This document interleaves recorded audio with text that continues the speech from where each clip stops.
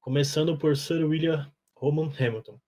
Ele foi um matemático, físico e astrólogo irlandês, que entre suas maiores contribuições para a ciência destacam-se o estudo da refração cônica e a teoria dos quaterniões, que é fundamental atualmente nos cálculos algébricos modernos. Hamilton também criou o caminho hamiltoniano e criou também o jogo icosiano que nós iremos falar a seguir. Pode passar.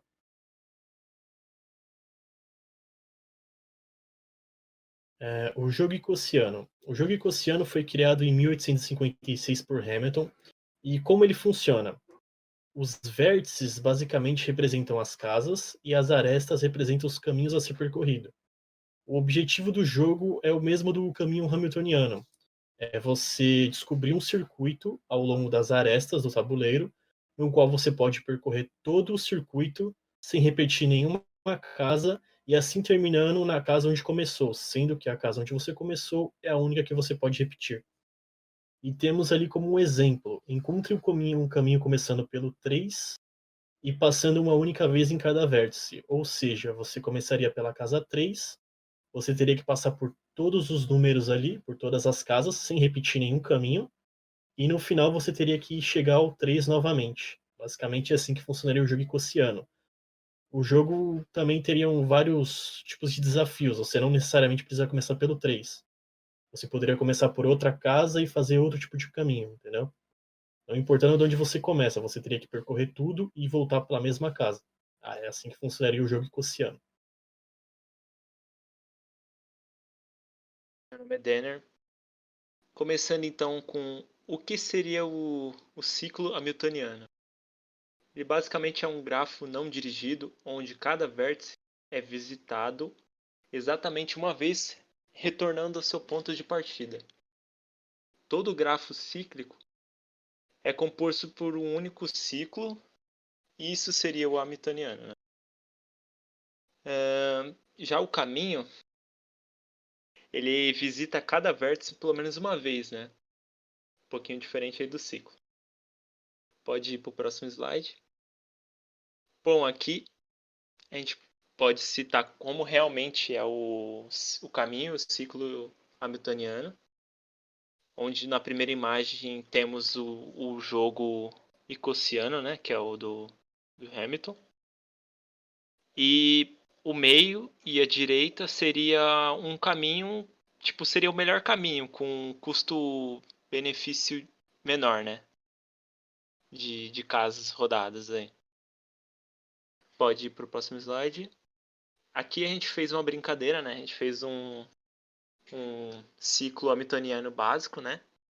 Começando ali pela esquerda, o seu ponto de partida, percorrendo todo esse caminho aí, dando a volta, percorrendo todo o caminho até chegar ao seu ponto de partida, né? Que é bem parecido com o que foi citado anteriormente.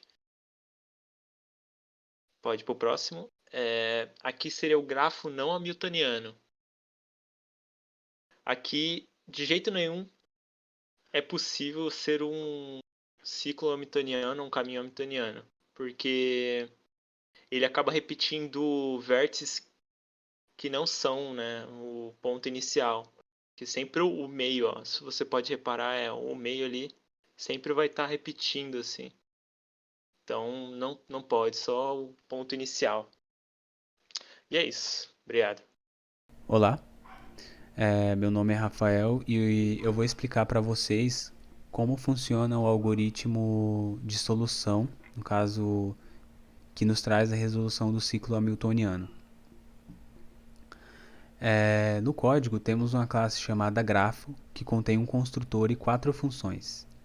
Dentro do construtor temos duas variáveis, são elas self.graph e self.v. A função inicial da variável self.graph é criar um espelho da nossa matriz de adjacência, porém com todos os valores zerados. Logo abaixo dela temos a variável self.v, que guardará a quantidade de vértices. Ambas as variáveis serão utilizadas ao longo do código. Para iniciar o código, precisamos antes passar um parâmetro para o construtor e com isso criar um objeto. No nosso exemplo, criamos a variável do tipo grafo G1, passando como parâmetro a quantidade de vértices 5.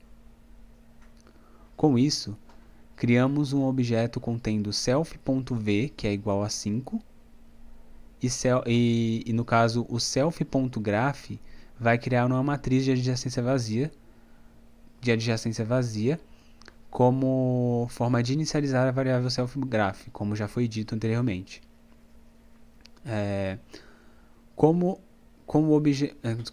Depois disso, é necessário que passemos a nossa verdadeira matriz de adjacência para a variável graph que está dentro do nosso objeto. Então, como é possível ver na imagem, a gente está passando ali o nosso grafo, traduzido para a matriz adjacente, para dentro de g1.graph, que foi a variável iniciada anteriormente. Com o objeto criado e com as variáveis com valores corretos, nós iniciaremos a verificação do ciclo hamiltoniano na nossa matriz adjacente, chamando a função handCycle de dentro do objeto G1. Aqui, o algoritmo inicia a nossa variável path, que receberá todos os valores que compõem o caminho do nosso grafo. Ao longo da sua existência, no caso, a da existência da função handCycle, é chamada a função handCycleUtil, que é a nossa função principal.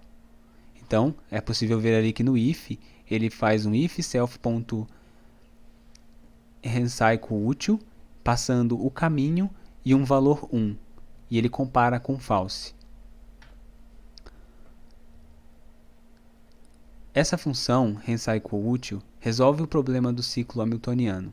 Ela é recursiva e é responsável por dizer se o nosso grafo é um ciclo hamiltoniano ou não. Seu primeiro if verifica se a posição é igual à quantidade de vértices.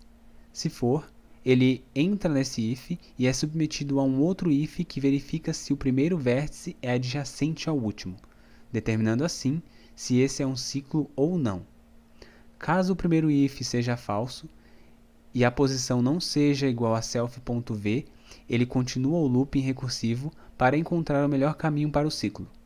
Lembrando que ao longo da recursão, ele vai acrescentando valores à variável path para que retorne o melhor caminho no output.